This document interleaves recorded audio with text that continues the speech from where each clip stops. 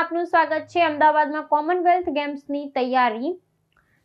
મોટેરાના બળદેવનગરમાં TP road ખુલ્લો કરવા માટે હાઈકોર્ટના આદેશ બાદ 29 મકાનો તોડવાની કાર્યવાહી શરૂ।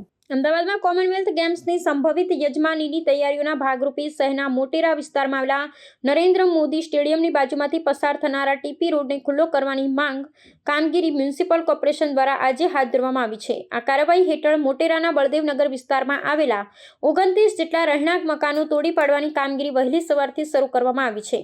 આ 29 મકાનો ટીપી રોડની હદમાં આવતા હોવાને કારણે મ્યુનિસિપલ કોર્પોરેશનના પશ્ચિમ ઝોનના એસ્ટેટ વિભાગે આ મકાનોના રહેવાસીઓને અગાઉ નોટિસ આપીને મકાન ખાલી કરવા જણાવ્યું હતું। જો કે રહીશો દ્વારા મકાનો ખાલી કરવામાં આવ્યા ન હતા ને આ મામલે ગુજરાત હાઈકોર્ટમાં અરજી પણ કરવામાં આવી હતી, જેને હાઈકોર્ટે ફગાવી દીધો હતો। હાઈકોર્ટના આદેશ આવ્યા બાદ આજે સાબરમતી પોલીસના ચુસ્ત બંદોબસ્ત વચ્ચે ડિમોલિશનની કાર્યવાહી પૂરજોશમાં ચાલી રહી છે, જે સાંજ સુધીમાં પૂર્ણ થવાની સંભાવના છે। કોમનવેલ્થ ગેમ્સના આયોજન પૂર્વે શહેરના માળખાગત વિકાસને ઝડપી બનાવવા અને મહત્વપૂર્ણ રસ્તાઓને ખુલ્લા કરવા માટે કોર્પોરેશન દ્વારા આ કડક પગલું લેવામાં આવ્યું છે।